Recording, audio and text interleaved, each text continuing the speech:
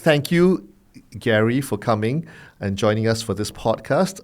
Gary needs no introduction, but I will just do a quick one anyway. So Professor Gary Bourne is a partner at Wilmer Hale, but he's also quite involved in the Singapore arbitration scene for a while, being currently a member of the court of SIAC, and he actually was the president of the court of SIAC for several years. So welcome back, Gary. Thanks so much. It's wonderful to be here, and special thanks to Maxwell Chambers for having done this exceptional podcast series. Yeah, it's a pleasure. And today, unlike many other times when people have seen you on a public platform, we're not going to talk about the law arbitration, but we're going to talk about you as a novelist, and in particular, your recently released thriller novel, The File. And what we really wanted to get into a little bit is the inspiration behind this whole journey, the book, the story, but your own reasons for wanting to write a novel. Tell us a little bit more about that. So the novel's been some 35 years in the making.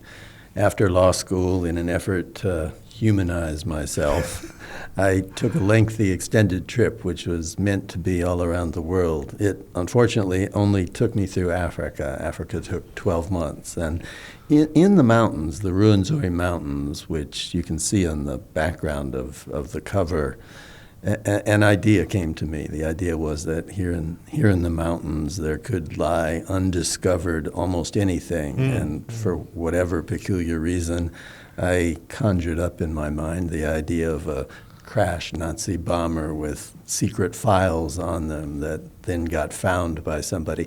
That idea, a little bit like the bomber, lay untouched for 30 years or so until, and this is the truth, until on long flights to Singapore, where, as you rightly say, I was president of the court of the SIAC, Court of Arbitration, I began to put that time on the plane to use. You can't really watch movies on those little screens. So I put the time to use to begin writing up the story of what might have happened to those files, that file on the crashed Nazi bomber. But before that, I mean, was there any part of you that felt like, if I had time, I want to get started on this, bit of a story, or it was only on the flights themselves? Was there any kind of tension between you as a lawyer and a writer? This will probably put people off from buying the book, but I never took a course in creative writing, and I hardly took any courses on English or other literature, and so I didn't actually have the idea of a novel, apart from that undiscovered thought that I had in the mountains. Obviously, as a lawyer, and I do think this is important because many lawyers, in fact, turn into novelists of one sort or the other. I think as a lawyer, I was used to writing and writing a lot, and so it I thought would come naturally to me when I began to put this story down on paper. In fact, we can talk about this, but it didn't come so naturally.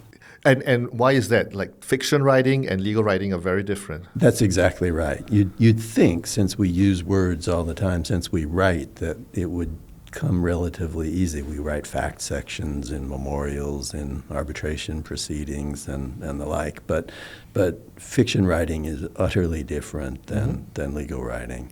Legal writing, we're basically told what to do. There are procedural rules, there are page limits, there's recognized things that you're doing, a notice of dispute, a request for arbitration, a memorial. Fiction writing is a blank piece of paper. There, in some sense, are no rules, and you can ultimately make up anything you want in arbitration, typically, although some people do. You're meant to pay attention to the evidence and to the law. Fiction writing's different. There, in a sense, is no evidence and there is no law. But now that you've finished an entire novel, how does it feel on the other side of it? What's the sense of accomplishment that you have now compared to the other legal work you've done? I never really believed that it would ever get published. And when, after some 500 or 600 rejections from, I think, just about every literary agent in the world, whether here in Singapore or in New York, I was taken on by an excellent publishing house, History of Books. I never really believed it. I always thought they were going to change their mind or tell me that they'd have to put it off for decades or whatnot. The sense of achievement, accomplishment, and whether I'm right or not in this is a different question, but the sense of achievement, accomplishment is enormous. Right. So is this a case of a story that was bubbling up within you that you needed to tell, or a sense of something in your life that you wanted to do, and this is just the first step in it?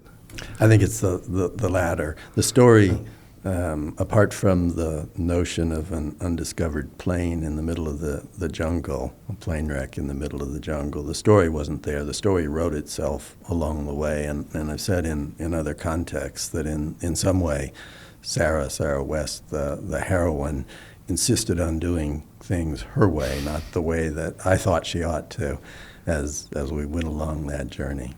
But that's really interesting because it sounds like there's a little bit of an organic kind of nature to your writing, where you're almost sort of debating with your own characters in your own head.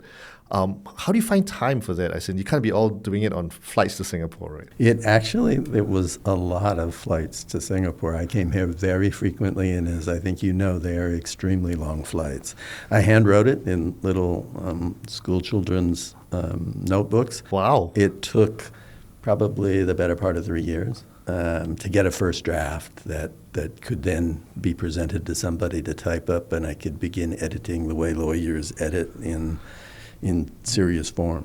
Wow. So is it fair to say that Singapore was partially the reason this book exists? I'd never thought of it that way before, but it is absolutely the truth that most of it was written on these long flights to and from Singapore. Right. I mean, there's even a shout out to Singapore in there where a character has an Singaporean, possibly American accent. Absolutely, and if you look at the jungle there and think about the botanical gardens, you can well imagine where I did some of the finer details of research. I haven't been back to the Ruwenzori Mountains in Uganda, where the real jungle, where she finds the plane wreck is. So I used the botanical gardens here. Except for the sharpened poison spears. You've got to look carefully, exactly. Watch where you step.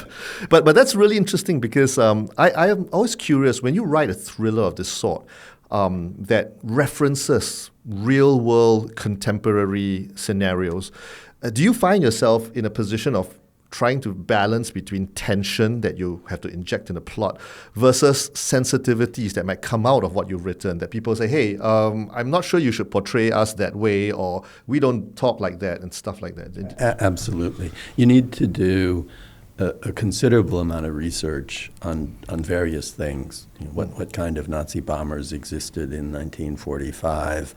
What does a former KGB agent look like, do? Where might he live? You need to do a fair amount of research to make sure it's historically authentic. Others have noted as well that I, a senior English-American lawyer, have chosen to write about a 28 or so year old woman in dramatically different circumstances than myself.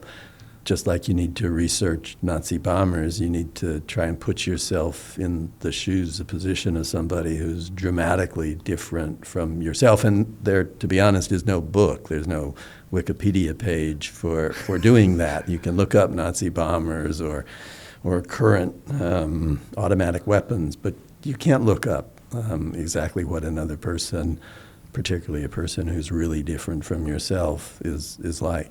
So how did you come to the character of Sarah West? Was there some inspiration or someone in your mind that you felt would be appropriate for the story? So there definitely are characters in the book who are modeled on people or significant bits of people that I've known. Sarah is really her own person. I'm not sure where exactly the pieces of her that ultimately comprised her came from, but unlike the other characters, she's truly authentic and unique. Did you find it a challenge, now that you mentioned, an American, British, living in London and so on, that the differences between American English and British English will become a problem? I mean, for example, you reference Libyan desert and you say it's 45 degrees centigrade.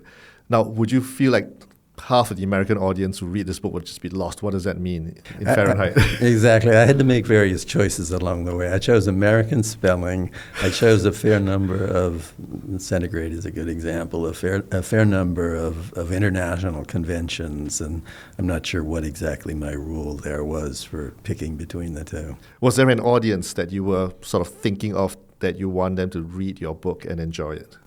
It's an interesting question. I don't recall a particular audience. I always say in international arbitration that the most important thing to do isn't to speak, but to listen to your audience. And oddly, when I wrote this book, I didn't think specifically about an audience.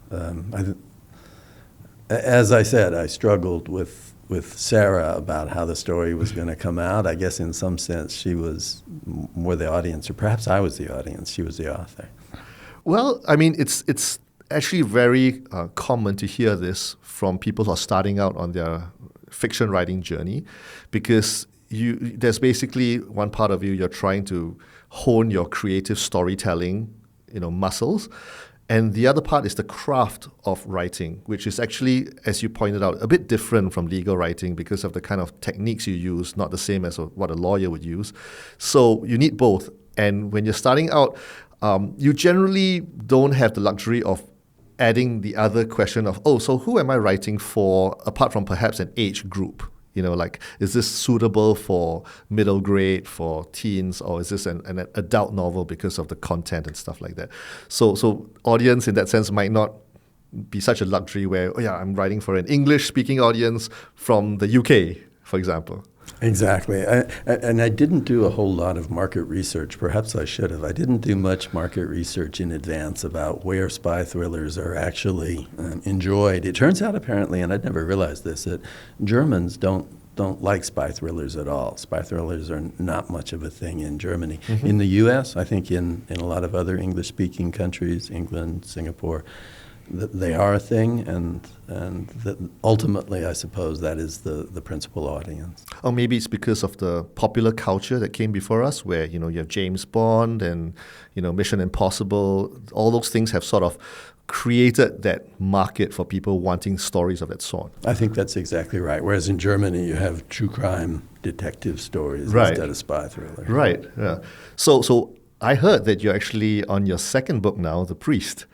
And are you going to be thinking a bit more about this audience question when you're writing this? Perhaps I should. I think ultimately it'll be a similar audience. Those who like the file, I think, will also like The Priest, even though it is a very different central character. I've moved from a 28-year-old woman to a mid-career priest who's a Chinese orphan adopted by a family in Palermo, Sicily. Mm-hmm. I don't want to be a spoiler, so I'll leave the rest for imagination. Sounds very much Marco Polo meets Da Vinci Code kind of story. It has a scene which I don't think Marco Polo had set here in Singapore. Right. Well, that would be really nice to actually have references that are familiar to us in Singapore, not just in the general Asian context, which is really large. And do you see this as increasingly something you're going to do more of, like write a lot more fiction stuff? Or is it going to be like a hobby and it's going to be 30 years before your next book comes out? It's definitely not going to be 30 years. I'm not George R.R. Martin. I would expect this one would take only about 10% of the time that the first one took. Wonderful. Yes, and about George Martin, I'm still waiting for the last book, which I think will never come out. You and me both, and I think it's actually, he owes us more than just one. I think there are 2 or 3 he's got to finish to get us through what ultimately was the seasons. And I blame him for not finishing the last book, which resulted in the last season of the TV series. Being a little bit hurried, I think that's right. Yeah, and a terrible ending, if I might be honest. Yeah, I thought the ending worked in terms of what happened. It's just how it was portrayed was. I think they could have worked on it a bit more. You'll be happy to know that the file is slated to be a movie, but not a series. So the last bit, the awkward last season, hopefully won't happen.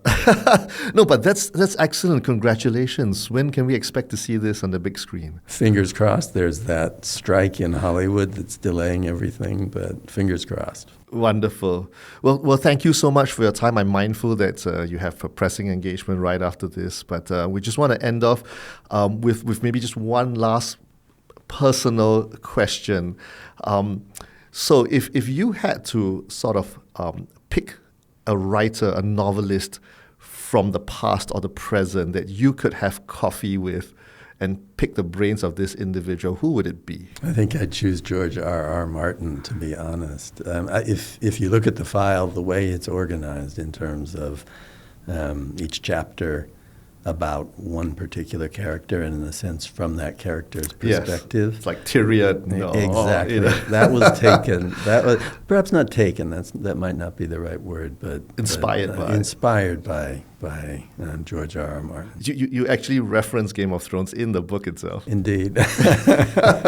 I also used it as you may recall in some of my international arbitration. Yeah, that's lectures. right. That's right. Is winter coming? Yes, exactly.